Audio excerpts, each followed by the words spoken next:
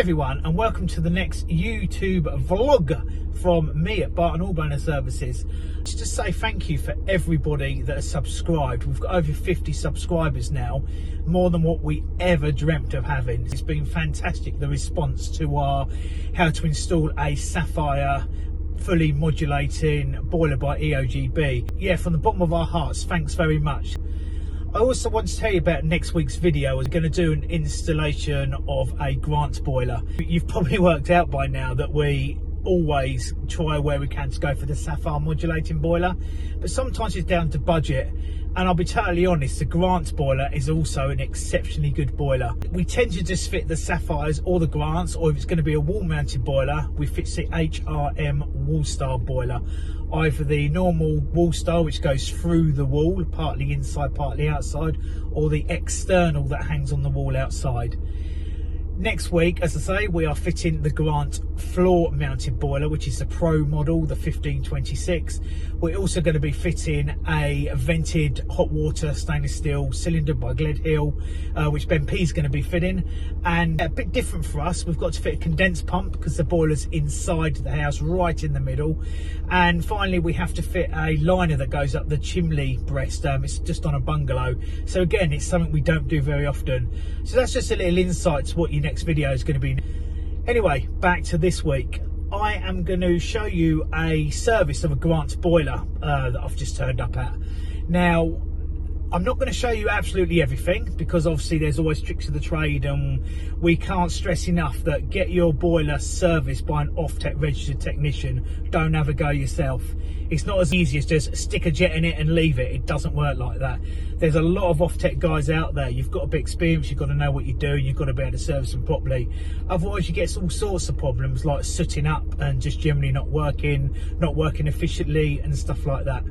And it's an absolute great time to do it. We're just coming into August, summer holidays are starting, you're all going on your holidays, brilliant, have a great time wherever you're going. But when you come back, just have a little think, hey, winter is around the corner, get your boilers done now. Because in the winter, all good off-tech companies are rammed with boiler servicing. You might have to wait 2-3 weeks. For us last year, it was like 2-3 months ahead.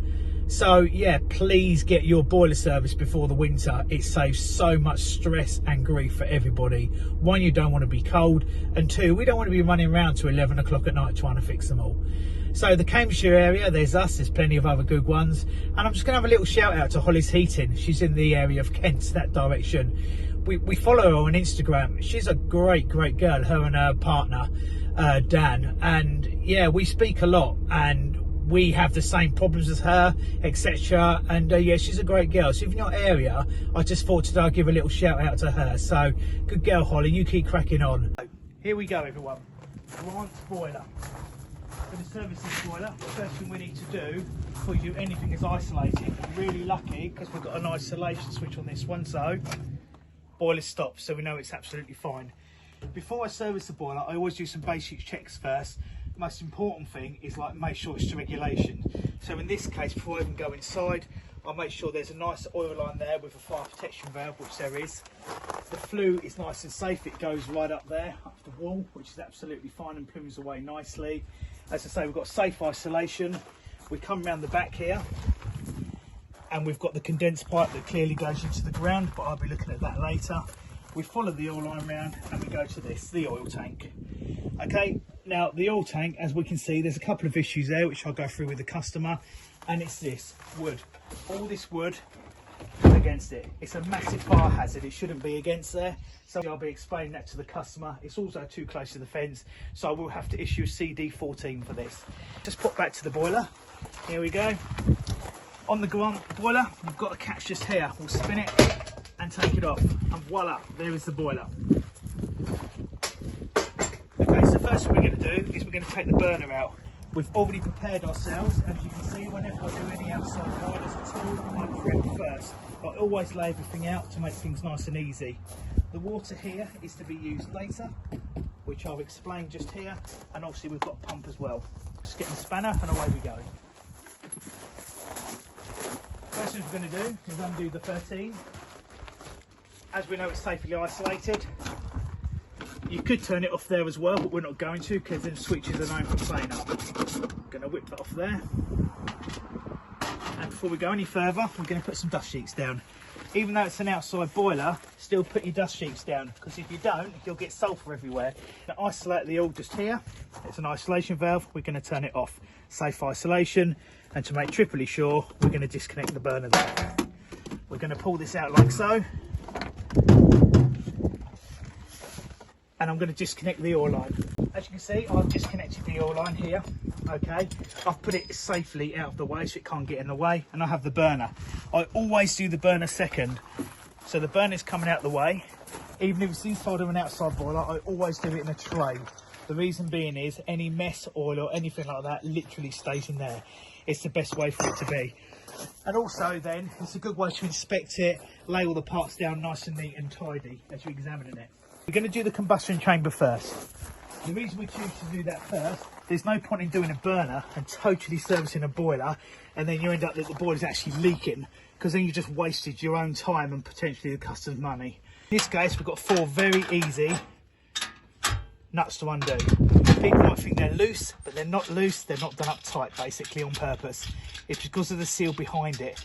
If you over tighten it on one of these, then you have a bit of a problem. As you can see, it's been serviced by us before, but as you can also see, not for a couple of years. So I think the customer's missed a couple of services. So I'm just going to whip these off now. He says. And behind here we'll have all the baffle arrangement and the tubulars. Because this is a condensing boiler, it has a secondary heat exchanger, which means that it reduces the heat going through the heat exchanger. It comes out at a cooler temperature out the flue. That then condenses, and that's where you get your efficiency from. That's all them off. Nice and easy on the top. And we just give it a little pull. And there we go, not too bad. Okay, here's your combustion chamber. They're the 4 main baffles there. You've got 2 underneath as well. Just pop that out of the way. And there's the tubulars I was talking about. So basically with this boiler, you have the flame that comes through the hole at the bottom. That obviously creates the heat. It then comes up through, goes around this baffle arrangement, comes up and then flies straight through them tubulars. It's going through this second part that is what gives you all the efficiency. What I've now got to do is I have to take all of these out. I have to take these out, which is your tubulars. I have to put them into some water and clean them. And I'm going to wash all this through. Now, I've got the soap here. This is hot water, this is sugar soap, and this is fairy liquid. This is just a general solution we use to clean these tubulars here.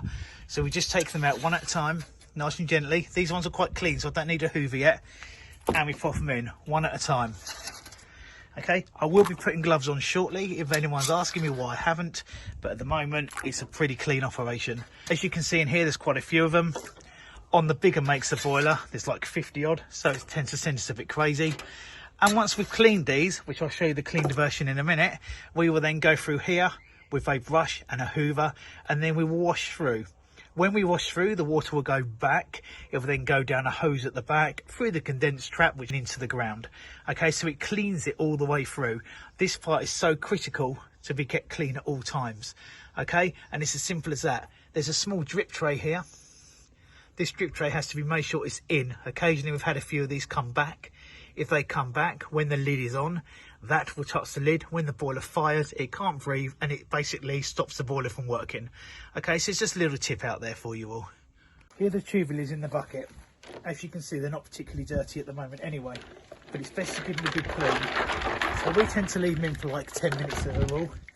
Okay, and then you've just got to get a scouring pad and basically just clean them slowly.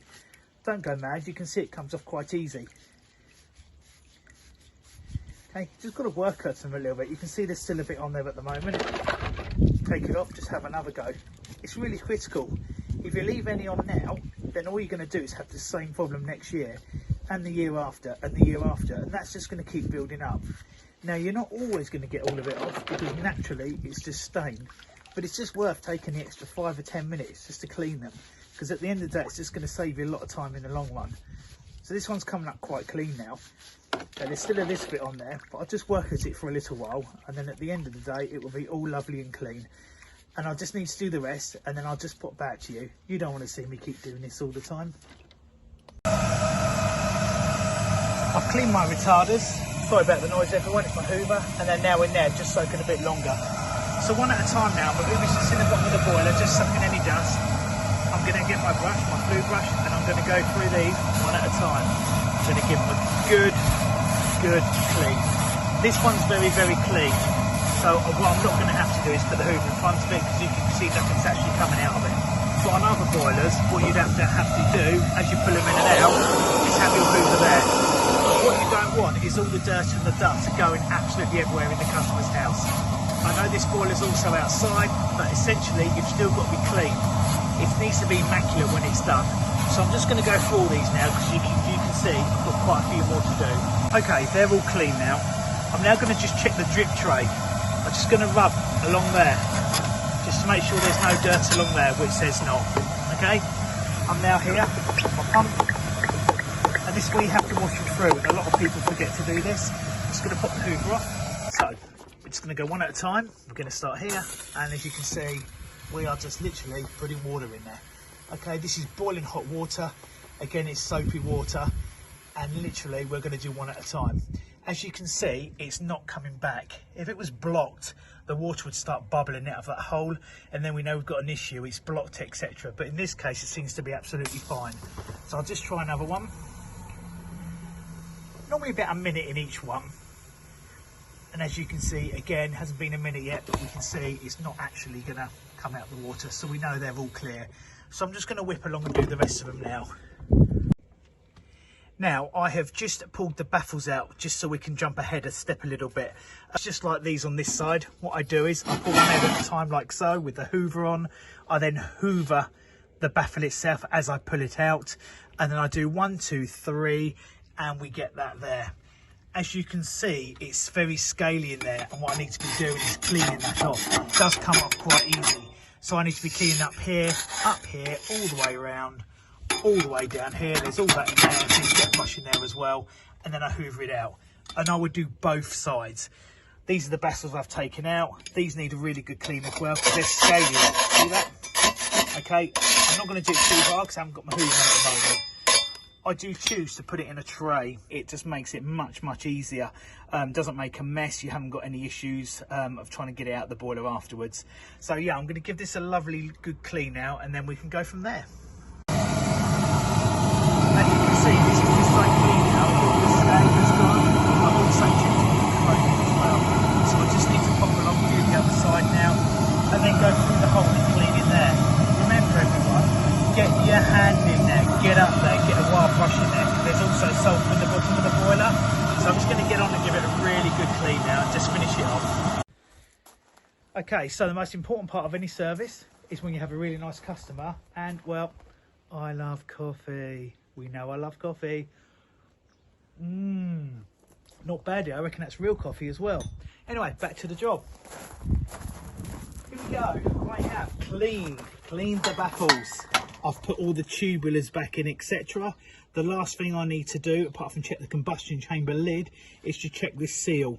Now these seals are quite prone on these boilers, because if they start to get too squashed, or i.e. you over tighten them, it can cause the boiler to not run properly, i.e. it doesn't breathe properly and it starts to cloud the combustion head up. So I'm just going to check it with my finger, gloves on.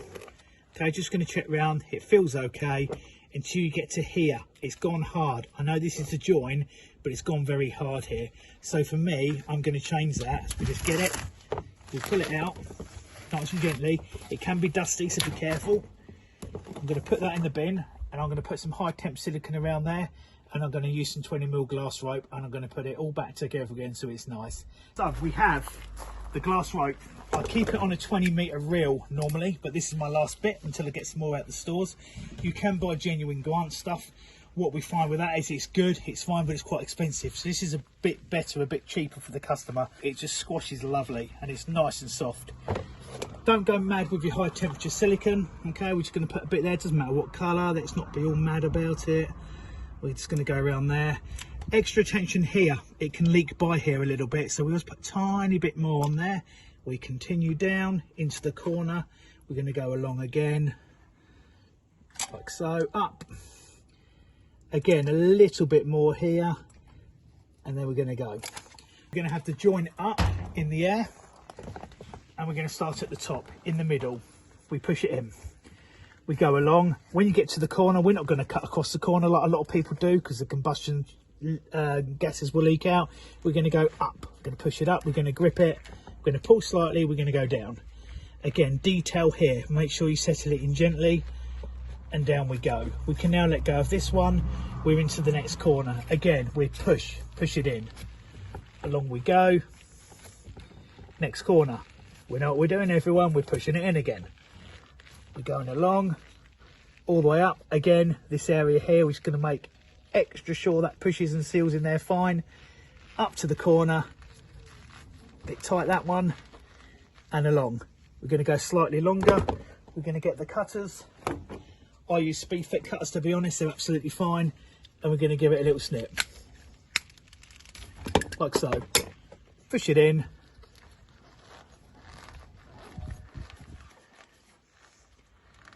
Nice and fluffy. And in it goes. We're now going to check the combustion lid. As we can see, there's a bit of dirt in there. So I'm just going to give that a quick hoover. Don't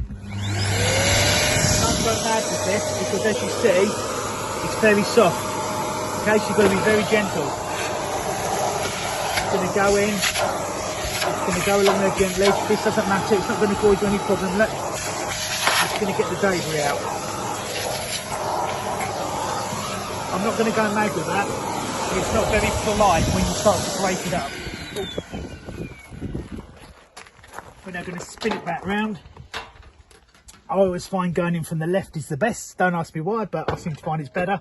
And we're going to line it up, and we're going to push it on. Washers and bolts. Now, this is what I was talking to you about earlier. You can't go mad on this. If you over tighten this, it's going to squash it. We don't want to be squashing it. Otherwise, you'll be doing another seal next year, and the next year, and the next year, and it's just going to continue. And that's just really uneconomical for the customer. So I'm going to do these up. And literally, like I keep saying, they don't have to be tight. So once I've got the 4 on, I'm going to get my hand up there. I'm going to grip it. That's it. I'm going to push. I'm going to grip it. That's it. I'm going to squeeze here. And I'm going to push at the bottom. Once I've done that, opposites. I'm just going to go up. You can get your spanner off. Just a couple of turns. I'm a bit funny. I like to line them up like that. Again, just a couple of 3 turns.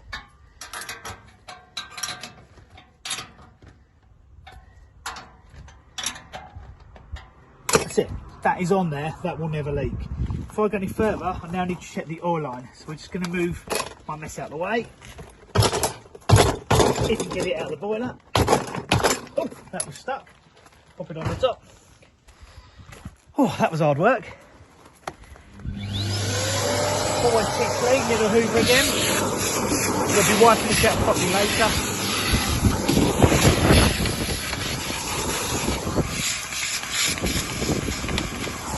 That way we go. Just out of interest for anyone out there, what I tend to also do is I check these 2 bolts here.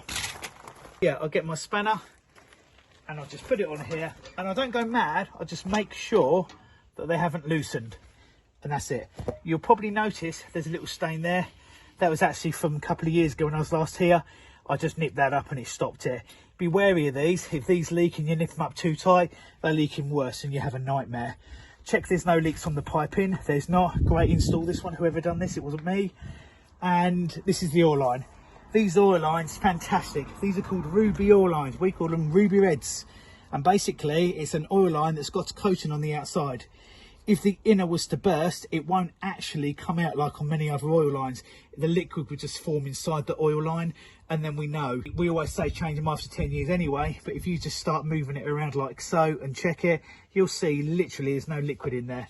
And they're quite flexible. Not as flexible as rubber ones, but they're great. Okay, just need to carry on.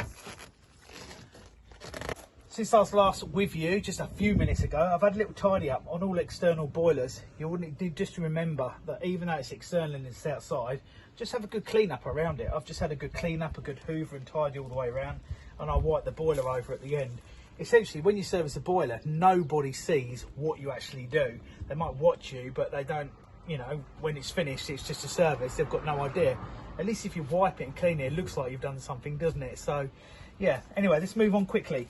We've got back of the boiler. I've just undone the 2 screws. We pull back, we drop down, and it should come out. And there we go. And the first thing that comes to my attention is we have a leak.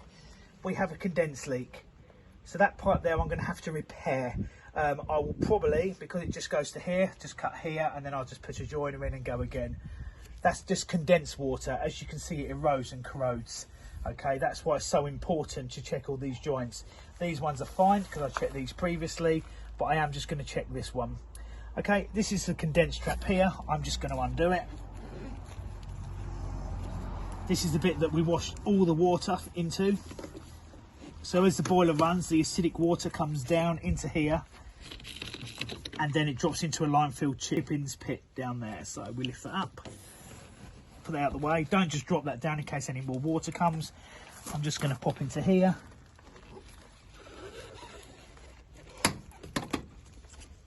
You've got to be quite gentle here, because if you're not, you're going to get wet and put dirty water everywhere. Out the way.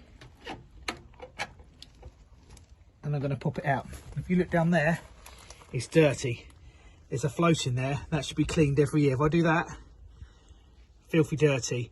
So I'm now going to wash that through with the hot water. And we're onto the burner, everybody. Burner, 1 burner. This is a Riello RDB burner. Probably one of the most popular burners. Very good. I'm going to show you the basics. I'm not going to go too technical with you for the pure reason it's down to us off-tech people to do that. I don't want to show people too much. So, take the screws off. You can just loosen these, or you can take these right out. In this case, I'm going to take them off. Make it easier. Again, tray. Put everything in the tray. There we go. So, here is the main control box. On this particular burner, it's also the transformer as well that causes the spark. There's your oil pump there. That is your coil, which obviously lifts the stem in the pump to allow the oil to flow into the boiler. You have a motor capacitor, your main motor there, and if we spin it over, that's the most important part there, which is your nozzle. We're just going to undo the blast tube first.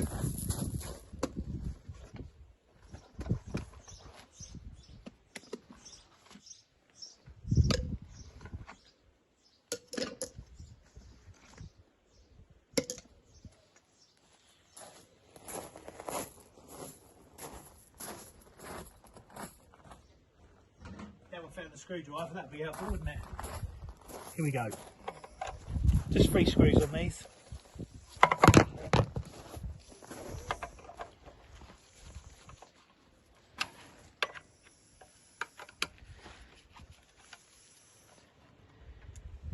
Don't undo them too far, or the screws fall out. I'm just going to pop that off. Sometimes they're quite tight. And then we're just going to brush it. I'm going to give it a very light brush. Sometimes we have to do it with a wire brush as well, but in this case it's absolutely fine. Inside as well, and make sure that hole, the drip hole there, is also clear. Then we have here the flame ring and the nozzle. Here are the electrodes. We're just going to pop them off like so, out the way, and I'm going to check them. I'll give them a quick wipe. They're fine.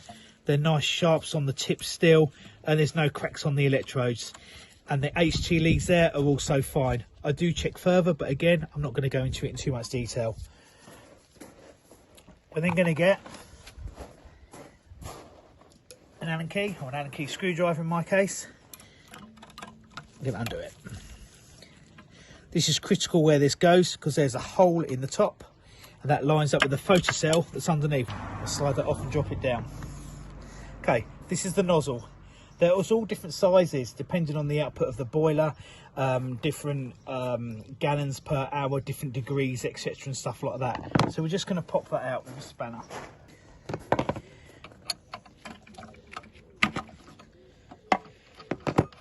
I always undo these very gently, and immediately I wipe.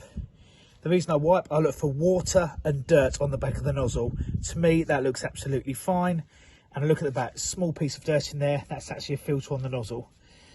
I'm going to look at the sizing. It's a 60 ES nozzle in this particular case, and I'm going to go and get one. I'm back. For all you gurus out there, it's a 6060EH, not ES. I can't even read what's on a nozzle. Before I put the nozzle back in, I always just put that over there like that, and I give it a little clean. I always clean the nozzle holder itself, and it's nice and clean, like so. In we go, never touch the end, and we do it up. Don't crank these up. If you do them up tight, it cracks around here or it swells them and it makes your life impossible next time. So let's give it a little nip, and that's plenty good enough. Okay, back to the flame ring. We're going to give that a brush, and we're going to turn it over, and we're just going to do the bits underneath. So we can see there's some small fins there and they're all nice and clean. We're going to plonk it back on again. If you look, there's a small hole there that lines up like so. Give it a little wiggle. Again, don't over tighten, a little nip. Make sure again the hole lines up with the light cell underneath. And we're just going to pop this back on again.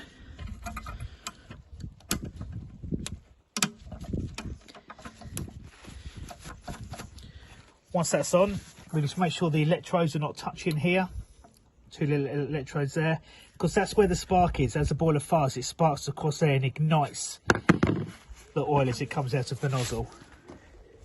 Now, usually when I do this, I use a hoover. I'm not using a hoover because, to be honest, you're not going to hear me. So for the purposes of this video, we're not going to do that. Going to stick this back on again.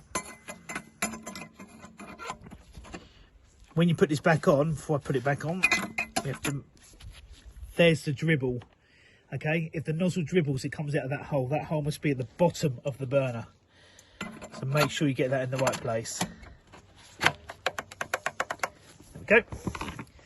Again, you only nip these up. If you do them up too tight, you can have a nightmare next year undoing them, because they get hot and cold all the time. They just become very, very tight. And then you'll round them off, and then you're going to have a massive issue.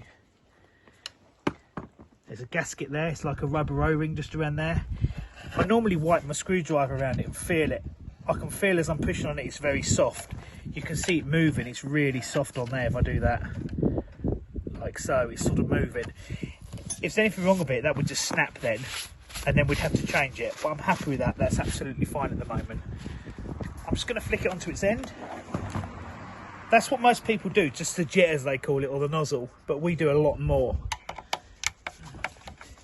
We're just going to take the end cheek off. What we're looking for under here is dirt, where things have grown into it because it's next outside boiler, and also more importantly mice. We get a lot of mice in these. If it was to get a mouse in here, it would reduce the air, and then before you know it, the boiler starts to smoke. So we're just going to undo here.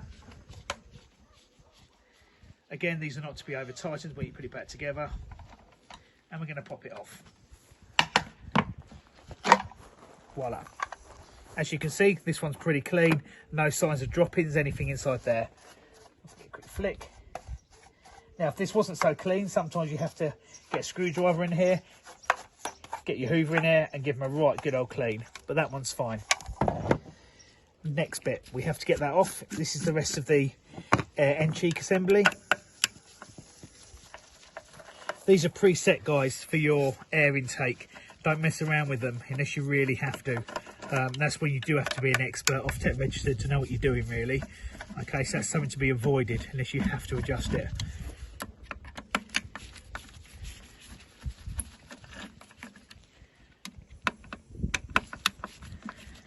Again, I'd normally hoover that off first, but we don't want the hoover going. And off it comes. Turn it over gently. Again, there's nothing really in there. Okay, as we can see, that's absolutely fine. Make sure there's no dirt in there. Job done.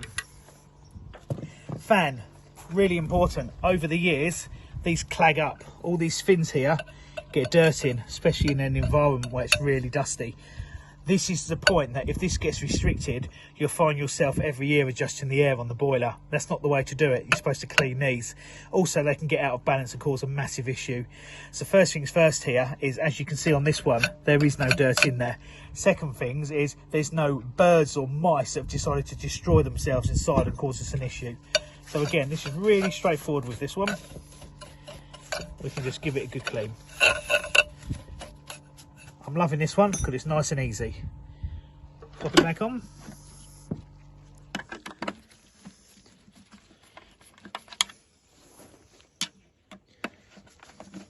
Make sure it goes on nice and squarely.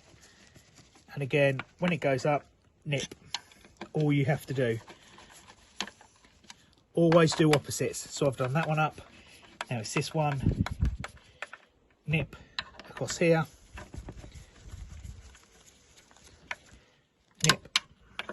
And finally. Okay, that's fine.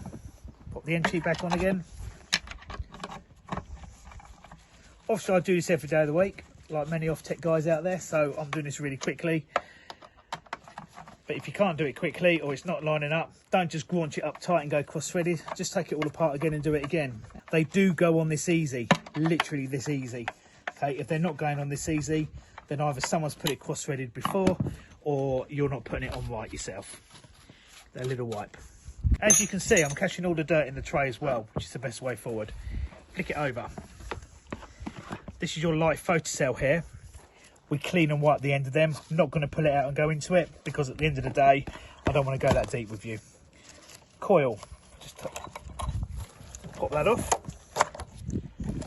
Always check these. One for a crack, sometimes they crack here. And number two, I usually smell them. No oil.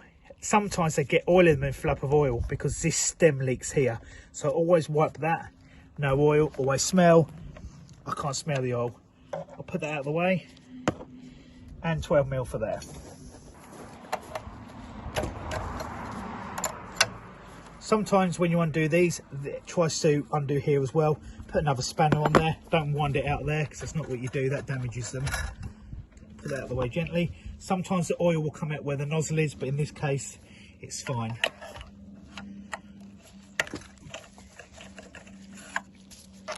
It's just 3 small glove screws hold this on.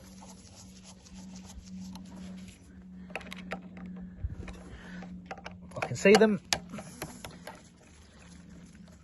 Don't take them right out. And then we go. Turn it straight over. Okay, there'll be a bit of a dribble of oil, so your old tissue. Pop the coupling off. Now the coupling, if you look here, you will see, can you pick that up in there? There's a mark on there that's gone more than halfway across that flat area at the bottom there. This is actually worn out. Okay, if that was to wear any further, that wouldn't grip the pump that grips the motor, so you'd have no pump pressure. So that is gone. We're going to have to get another replacement of them, which is on the van. The second thing we do is look at the seal. So we just check it and we'll see it's not been leaking. I then turn over and look at the direction of the pump, which is going that way. Turn it over and I turn this. Normally about 50 times. The reason I do this is because for one revolution in here, there's a lot of revolutions going on in here, and eventually there could potentially be a high spot. So now and again when the burner stops, just to refire, if it's at a high spot, it basically won't start again, it will just hum. Okay, so as we can see, it's absolutely fine. There's no issues there with this one. I'm just going to pop off and get my drive coupling. New drive coupling, just got it out of my van. As you can see from this one, it's clean. There's no issues on that one. It hasn't worn. So this obviously will be what we put back in. We need to check the motor next. Clearly we don't rip it to pieces because that would be a silly thing to do. If I put my finger in there and listen and spin it, it's as quiet as a mouse. Sometimes the motor bearings go on these, so they're noisy. If that's to happen, then we just undo the 4 screws, pull it apart, stick some new bearings in it and go from there. We're now going to check the capacitor. So we pull the top off, have a look, and it's nice and dry inside. There's no issues there. We'll turn that over and I'll get my meter.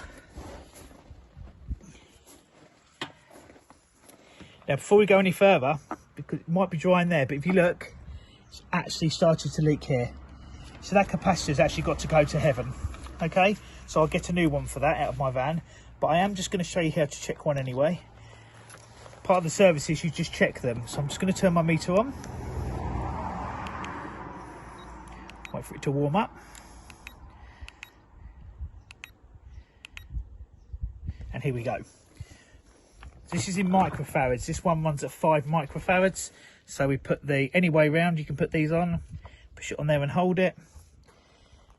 And if we look at the meter there, it's 3.5. Now that means it's a little bit down on power. I would probably leave that, but if that's to go under 3, it would cause me a problem. On some other RDBs, there are only 4.5 UF ones there. If it got under 2.5 to 3, then again, I would change it. So that capacitor's out the door. I'm afraid I'm going to have to change it. Okay, new capacitor. So just a pair of grips on here. They can be tight. It's gooey, horrible, sticky oil that comes out of these. So best thing to do is not get it everywhere. Just remember, everyone, contaminated stuff. You can't put a lot of this straight in the bin. This is why some people like us, we charge for waste disposal, for the pure reason we have to get rid of all this the correct way. I'm just going to undo that. Straight in the bin. Okay, I'm just going to wipe the goo. No point in leaving the old goo there because that'll look horrible in a couple of years. And it's messy for us, so it don't want to catch us out in the future. And I'm going to screw the new one in. Now when the new one comes, it also comes with some caps that goes on the end of the cable. Okay, you don't have to use them all the time, because in this case, as you can see, if I wipe them, I've already got the caps on this one. Let's do it up again, finger tight, don't go mad. I only use grips to undo it because the original one that was on there, which was obviously that one, sometimes they're Loctited in, so they're a bit tighter. I know it's brand new, everyone, but one, to prove my point, and number two, just to make sure the new one's okay. I'm going to put my meter on there again. Again, any other way round. There we go. We'll wait a few seconds. There you go, 5.078, and it's a 5 UF capacitor. So obviously the new one's absolutely fine. Put them back on there. Be careful when you put these terminals on because they can cause a problem and break. New cap, don't use the old one because obviously it's filthy dirty, as we know. Then the bin. That's where the cable goes. People get it wrong all the time and force them on. If you put it on gently, put the cable in and then push. Done. Okay, back to the oil pump. Drive coupling. Some people put them on the pump first. I don't. I tend to drop them in the back of the motor. I just find it easier. Okay, there's the line on the inside. I'm going to turn my pump round to line it up, and I'm going to push it in very gently, and I'm going to have a little squiggle. It's dropped in. Before people do this, a schoolboy error, before you do these up, line your nozzle line up first. If you do that first, it makes your life a lot easier, or you'll end up keep undoing your main grub screws. Nip it up. Coil's going to go back on.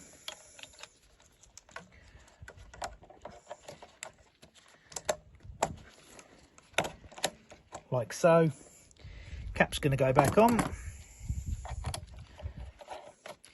And as you can see now, we've done all that with this loose, so it means we can put it all back together. I'm now going to line it up, so that could end up there, so you can't get your gauge on. We're just going to drop it back slightly.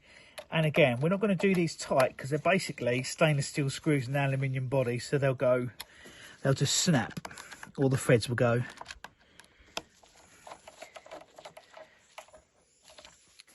And the last one.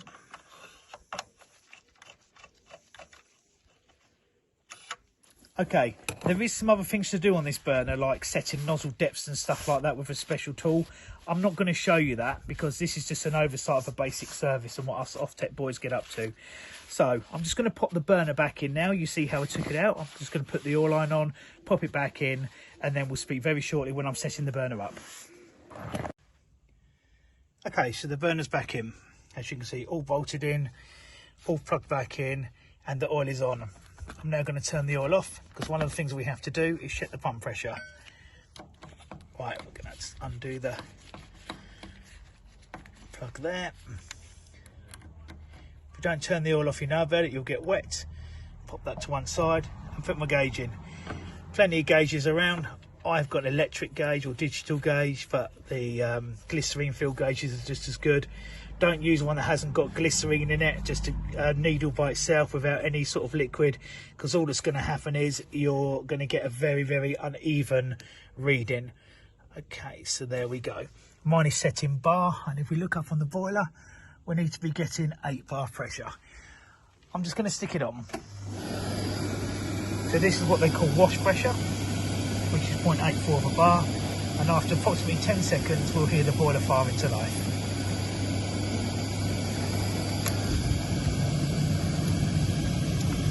With the oil on. So 7.73, 7.6. So it's just very, very slightly down, so I'm just going to have to adjust it.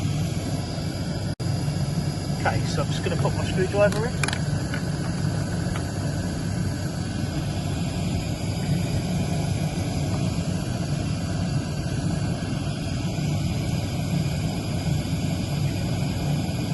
And just increase the pump pressure very slightly, bit at a time.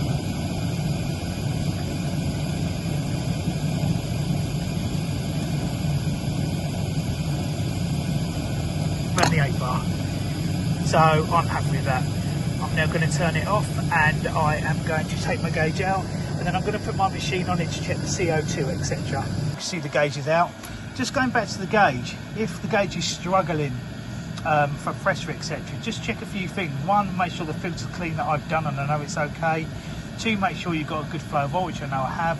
And three, don't forget to check the pump filter in the pumps. That's just things to be aware of. It's not always the fact that the pump pressure has dropped and then potentially might be a pump failing, or it's just settled. It could be another reason, like lack of fuel and stuff like that. But I know in this case this one's okay. So we're off to now. Here's my cane analyzer. This is my test for here as it comes out the boiler.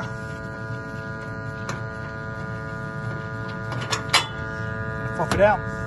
We're just going to wait a few minutes because the boiler has to be at full operation temperature. If you used to set this up at 12.5% CO2, which it has to be at the moment, and it's only 30 degrees, the flue temperature, when it raised to like 50, 60 degrees, which is the operation temperature coming out the flue, you will literally find that the CO2 will get higher and higher and higher. Just one to watch out for. If you set it and the temperature of the boiler is very low, you might walk away and then come back a day later because you're taking the soot out of it. So I'm just going to give it 10 minutes to warm up. We just here, so at the moment it's on 2 and a bit. I'm going to increase it to just over 3. So sometimes these go straight away, sometimes you have to fiddle a little bit. I normally do this with a screwdriver, but to be totally honest, I had an Allen key that was a bit closer to me. You can see I've half moved it, and we're going to have a look. Give it a few minutes, and you can see it's starting to drop.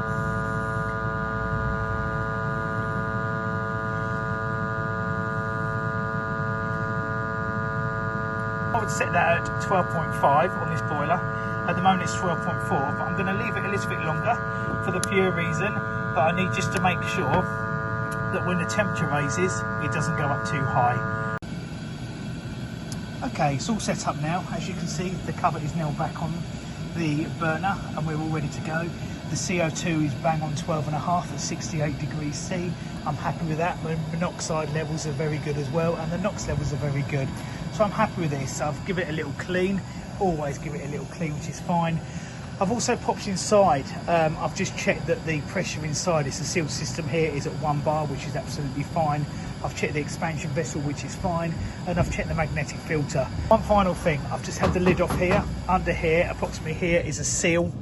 I've checked that seal's okay, so I've done that, and I've checked there's no leaks on the pipes. However, I have noticed that the pipe insulation just here is getting very tired because of its age. It's 4 or 5 years old now. So I don't think I've got any on my van, but I'll suggest that I pop back and pop a bit on, or I'll double check if I have got any in my van or not, or get the customer to get some put on themselves. Anyway, that is it. That is your servicing of a Grant oil boiler. I hope you enjoyed the video and you look forward to the next one. Bye for now, stay safe.